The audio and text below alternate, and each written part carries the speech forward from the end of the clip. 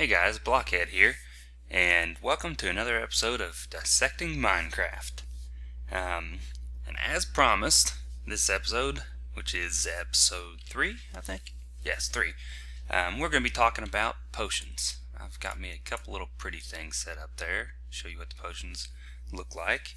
And what we've laid out here is just kind of a visual thing, a grid that explains, kind of how the potions work.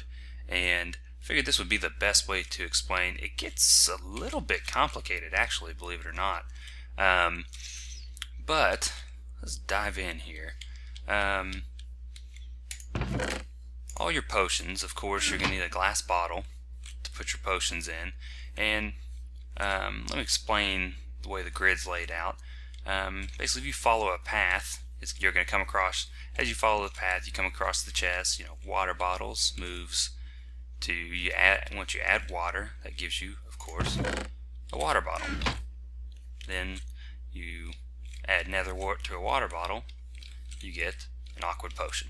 So this is the first step you take in absolutely anything you're going to brew, any kind of potion you're going to make. You're going to take your, of course, your water bottles, and you're going to add water. And one thing to keep in mind, cauldrons, they're cool to put in stuff and use for decoration, but they're pretty much useless when it comes to potions, because as I take water out of it, it empties and I just have to refill it. It's much more useful just to throw you a little thing in the corner and fill it up out of your water puddle in the corner.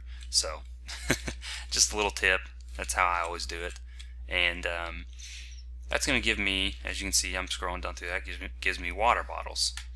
And what I'm going to do, each water bottle, and you can just shift click your water bottles up into, let's grab a couple more. Oops. You just shift click them up into your thing there. And each and every one of those, I'm going to want to add a nether wart to each one. What that's going to do, that's going to brew awkward potions. And an awkward potion, which is this here, is the starting block. Basically, that's the building block for every single potion that you're going to make. But I'll explain over here. This is basically, I call this the oops path, basically, or the oops I fucked up path. So what this is, if you accidentally add anything, which I've done it hundreds of times, you start adding some of your base materials to something that isn't an awkward potion, you end up with, you add it to just a bottle of water or something like that, you'll either end up with, a mundane potion or a thick potion. This is also a mundane potion. And the only thing you can get out of the hat is some form of a potion of weakness. And that's about it.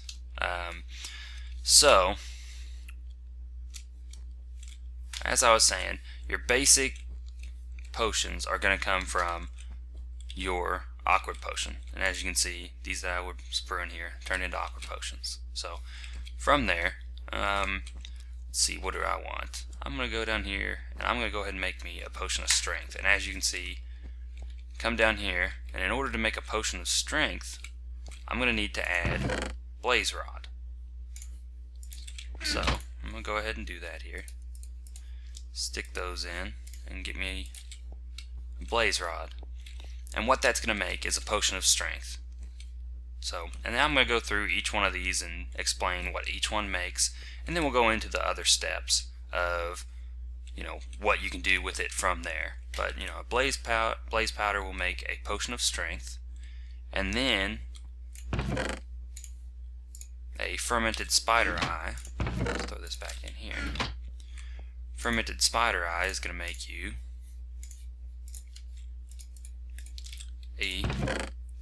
or I'll just turn it and show you here. You'd stick a fermented spider eye, it's going to make you a poison potion. Okay, I lied. Aw, man. Anyway,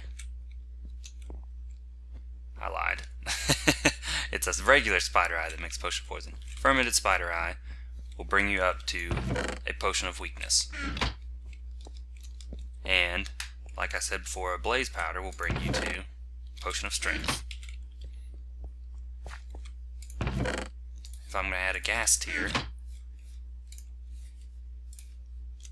oh, we need more awkward potions. Let's get a few.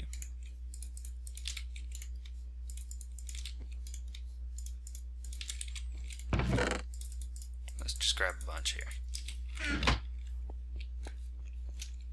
And so I've got my gas tier. I'm going to throw those in, and what that'll give me is a potion of regeneration. And a regeneration potion is basically something that's going to add, give you health over time. A weakness potion is going to make whatever the potion is applied to weak, and a blaze powder is going to give you extra strength, so you just do more damage each hit you do. And we'll go through these a little more in detail here in just a bit. And of course, as I derped up a little bit ago, a spider eye, put one of those in. That is going to give you a potion of poison. Of course, that'll apply damage over time if you drink it, or if you give it to someone else, it'll apply damage over time to them. A glistering melon is going to give you a potion of healing. And all that does, as soon as you drink it, it gives you instant health of, I believe it's 3 hearts. Sugar, of course, is going to give you a potion of speed, or actually I believe it's called a potion of swiftness.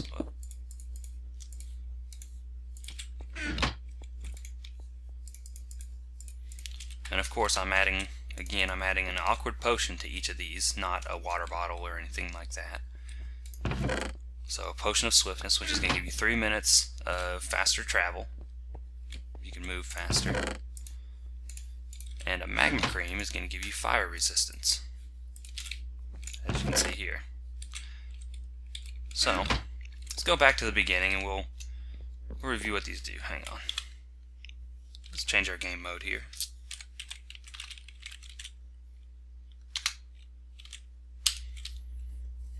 And let's just hope a creeper doesn't sneak up on us. Actually, let's do this.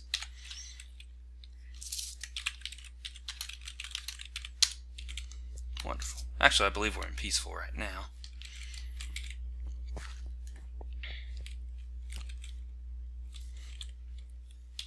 Which we're going to have to change that if we're going to play around with this.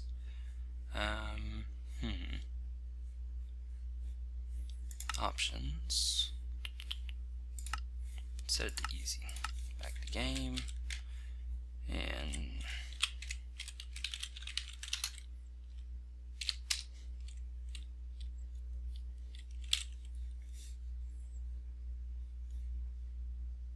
let's get us a couple of eggs. Where's my zombie? There he is. Get us a couple of eggs so we can show how these work.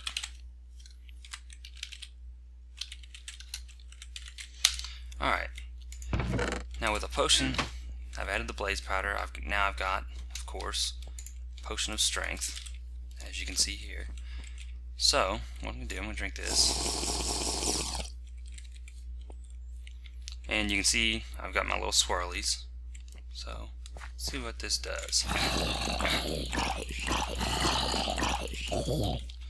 Which, of course, I killed them in 6 hits. It is daylight, so that doesn't help much, but if I don't have the potion of strength on, as you guys know, it's going to take a whole lot more hits than that. But let's move on to the fermented spider eye. And the fermented spider eye, of course, that gives you a potion of weakness. Don't really know how to demonstrate that. I'll drink one. And my swirlies have changed color. You can see I've got strength of 214, or for two more minutes, and then I've got weakness for another minute. And you'll see now that I've applied both of them, I should be back to normal, do a whole lot less damage. See, which that took a lot more hits, probably about 12 hits or so. So you do a whole lot more damage with a strength potion, and a weakness potion is going to make you a lot weaker. So now we're going to move on to potion of regeneration.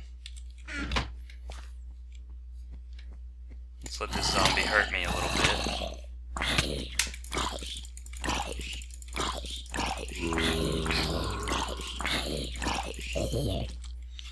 And now I've got some damage on me. You see, a potion of regeneration just grants you regeneration, and my regeneration is going to last for 40 seconds. I think 45 is the total amount of time it lasts for. But this is a very useful potion for if you want to, especially when you fight, the wither and things of that nature. That potion's really useful. Regeneration can also be granted by getting a golden apple, and that will also do the same thing. But it just gives you regeneration for a whole lot less time. Let's clear some of this crap out of our inventory.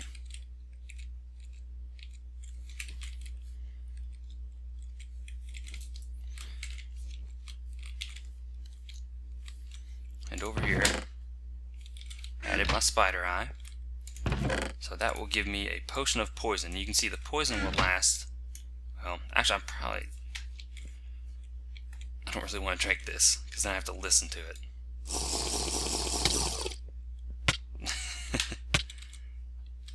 Better eat some, or I'm gonna. And what that'll do, we'll keep on going with this video while that goes, but that'll only take you down to a half a heart. A potion of poison can't kill you, but it'll take you all the way down to a half a heart. And once you're down to that half a heart, then anything can kill you there. You get hit by anything, and it'll kill you. You take a little bit of fall damage, and it'll kill you. But that one only lasts for 45 seconds. Not too terrible, but that's a fun one to mess with people with. And glistering melon, of course, is going to give you your potion of healing. And what a potion of healing does, it'll instantly give you 3 hearts. You see how I'm damaged there? Drink me another potion. I'm getting all my health back. Oops.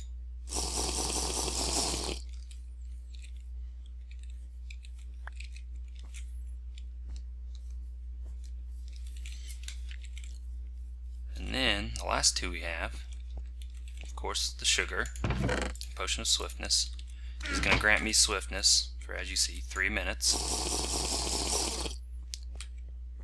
And you can see I'm running faster, not a whole lot, but a little bit, which is real nice. I like to keep these available and sitting around places whenever I'm going to need to be traveling once my bases get real big, because it's nice to have.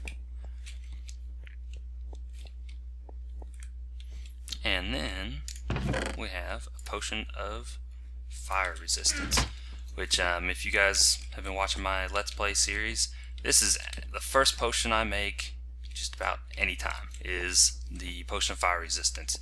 Reason being, it's perfect for the nether, and in order to craft a brewing stand, then you're going to need blaze rods, and of course with blazes come fire, and fire hurts. It does not feel good to get burned alive.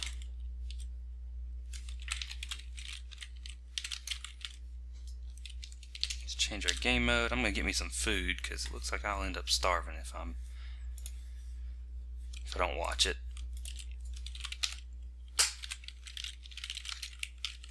Okay, and back to regular survival.